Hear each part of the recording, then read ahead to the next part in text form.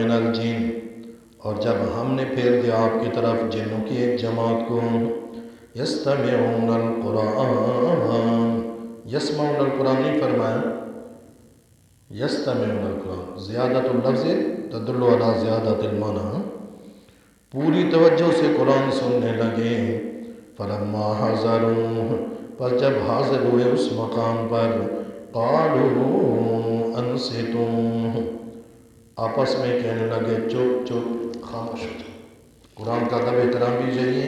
وَإِذَا قُرِئَ الْقُرْآنُ فَاسْتَمِعُوا لَهُ وَأَنصِتُوا لَعَلَّكُمْ تُرْحَمُونَ، جب قرآن پڑھا جائے پوری توجہ کے ساتھ، پوری توجہ کے ساتھ، دل جمی کے ساتھ کان کھول کے سنو اور خاموش رہو۔ قرآن کا ادب کیا، ادب سے قرآن سنا، اللہ نے ہدایت دے دی۔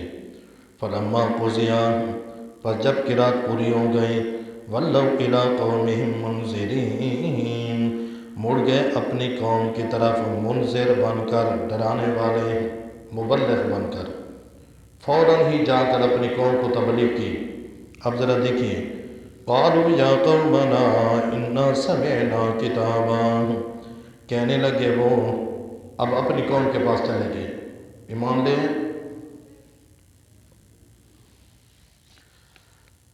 فقالوا انا سمعنا کتابا، اور سورۃ جن میں ہے انا سمعنا قرآنا عجبا، سمجھ آگئے، یہدی الی الرشد فآمنا بہ، سبحان اللہ، بڑا عجیب کلام ہے واقعی۔ جو سچے دل سے سنے، اخلاص کے ساتھ سنے، ضرور اس کا اثر ہوتا ہے۔ قالوا یا قومنا انا سمعنا کتابا، وہ جن اپنی قوم کے پاس جا کر کہنے لگے، اے ہماری قوم، انا سمعنا کتابا، بے شک ہم نے بڑی عجیب کتاب سنی ہے، انزل من بعد موسیٰ، جو نازل کی گئی ہے بعد موسیٰ علیہ السلام کے۔ موسیٰ علیہ السلام کے بعد تورات کے بعد کی کوئی نازل ہے؟ تورات کے بعد تو زبور، پھر انجیل، پھر قرآن مقدس، سمجھ آگے۔ مفسرین کرام لکھتے ہیں کہ یہ چونکہ یہودی تھے اور یہودیوں کی کتاب تورات تھی، اس لیے اپنے نبی کا حوالہ دیا اور اپنی کتاب کا حوالہ دیا، سمجھ آگے۔ اور دوسرا جواب یہ ہے کہ زبور اور انجیل کے اکثر مسائل تورات والے تھے، ان کا بنیادی ماخذ تورات تھا، سمجھ آگے، بس تھوڑا بہت فرق ہوتا ہے، اس لیے اس بڑی کتاب کا حوالہ دیا، تورات کا۔ ایک دفعہ قرآن سنا، فوراً جا کے اپنی قوم کو درس دیا، دیا کہ نہیں دیا؟ وَلَّوْا إِلَىٰ قَوْمِهِمْ مُنذِرِينَ، اپنی قوم کی طرف منذر بن کر گئے، اپنی قوم کی طرف منذر بن کر گئے، ڈرانے والے بن کر، فوراً جا کے تبلیغ کی، کیا یا نہیں کیا؟ فوراً جا کے درس دیا کہ نہیں؟ تو اپنی قوم کا پہلے حق بنتا ہے نا۔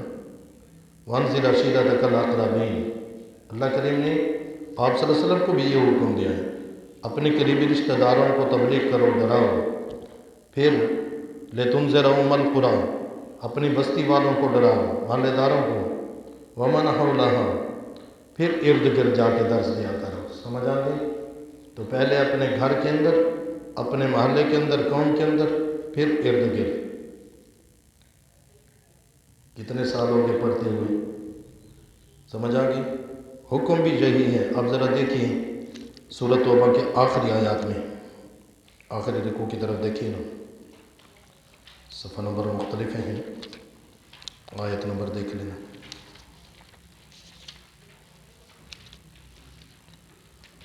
آیت نمبر 122 ہے، رکوع سے آخری ایک آیت پہلے۔